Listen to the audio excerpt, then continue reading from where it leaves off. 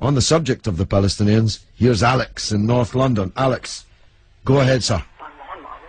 Hi George, I'm calling from North London. I've been listening to you for 3 months now. Okay. Never had the chance to speak to you. Okay. But I was just calling I was listening to you a couple of nights ago, and you were talking to these people, and they were saying that Israel, the Jews, did not have the right to gain Israel from the Palestinians. And I was just saying, throughout history, the Jews have been persecuted, obviously, from the Holocaust, and we were granted Israel as a result of this. And I feel that... granted by whom? We were granted from Britain and other countries, granted us that. Well, what right did Britain have to grant you somebody else's country? Well, it's due because we lost 6 million people. No. I'm not arguing about that. I'm going to come on to that. But what right did Britain have to grant you somebody else's country? We had the right because we lost 6 million people and we did not have a home. Well, I'm going to ask you for a third time. What right did Britain have to grant you somebody else's country? Well, they didn't. Well, they were giving us the right because it was they were basically gave us because of the. But they gave you somebody else's country. That's the point I'm making, Alex. Can you deal with it? Yeah, but the Jews have also had to. They've dealt with this throughout history. Well, Alex, I don't know if you came on with a script and you can't deviate from it. Can you please answer that point? And we'll come to the Holocaust and who was responsible for it and who should have paid and what they should have paid for it. But given that you've said Britain granted you, and you're presumably saying you because you're Jewish, somebody else's country, I'm asking you, what right did Britain have to grant you somebody else's country?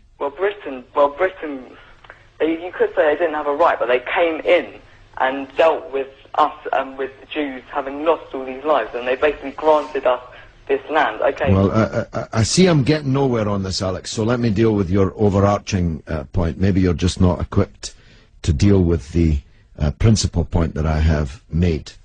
The Jews have suffered racist anti-Semitism down the ages in many, many European countries, including our own. They were subject to regular discrimination at best, and pogrom and murder at most. That's undoubtedly true. The one place in the entire world that Jews were neither discriminated against nor subject to pogrom was the Muslim world. In fact, so much was that the case that when Christianity came back to power in Spain, in Andalusia, in the western extent of the Islamic Empire, when the Muslims left, the Jews left with them because they feared the Christian anti-Semitism which would be unleashed in the wake of the departure of the Islamic civilization in the West. That's why so many Jews are to be found even today, and were to be found in profusion before the creation of the State of Israel, in countries like Morocco and along the North African coast, because under the protection of the Muslims, the Jews left Europe and went to live in North Africa.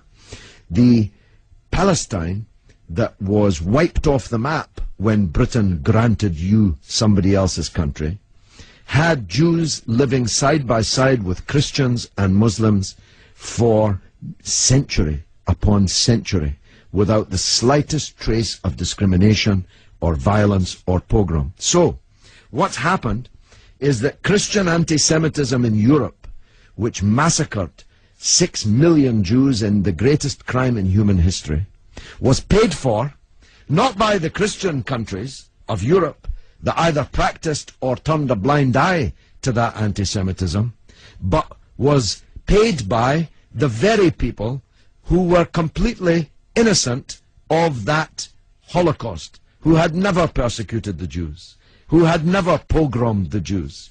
And that seems to me to add insult to the injury suffered by a people whose country was wiped off the map, who were dispersed into exile, to make way for a Zionist idea which was granted to European Jews, because these were the first settlers, granted to European Jews by Britain.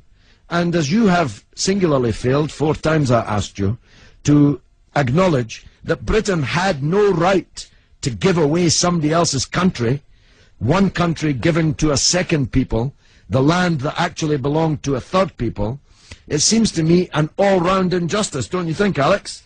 Yeah, I agree that they didn't so much have the right, but they were stepping in after the Holocaust to grant it to the Jews. But it was long before the Holocaust that Britain stepped in. Britain stepped in 1917 with the Balfour Declaration made by the British Minister Balfour on our behalf to a group of atheistic Zionist Jews. I make the point about atheism because it's now claimed that this is some biblical land right, as if God was an estate agent. The men to whom Israel was promised were atheistic Jews. They were not only not speaking for all Jews, they represented at that time in 1917 a tiny proportion of the world's Jews. Most of the world's Jews supported communist or socialist parties and ideas at that time. The Zionists represented a tiny sliver of Jewish opinion at that time. Yet Balfour promised them the land which belonged to a third people, without consulting either the British or the world's Jews, and least of all, consulting the Palestinians. Okay, well, thanks very much for talking. Okay, Alex, thanks for listening, my friend.